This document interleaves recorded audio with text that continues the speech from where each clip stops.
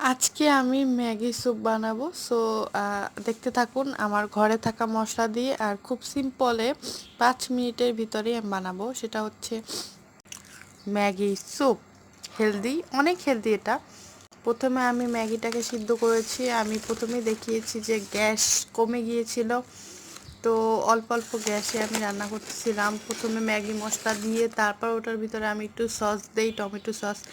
তারপরে যখন এটা হয়ে এসেছে তখন দিয়েছিলাম একটা ডিম। তো ডিম দেওয়ার পরে ধনিয়া পাতা, পেঁয়াজ আর লেবুর রস দিয়ে এটাকে নাড়তেছিলাম। অনেকটা চটপটি টাইপ হয়েছিল, চটপটি মশলাটা দিলেই হয়ে যেত আর কি। তো যাই হোক, এই হচ্ছে আমার হেলদি ব্রেকফাস্ট। তো খুব ভাল লাগতেছিল যেহেতু শীত পড়েছে, আর গরম গরম স্যুপ নুডলস অনেক বেশি ভাল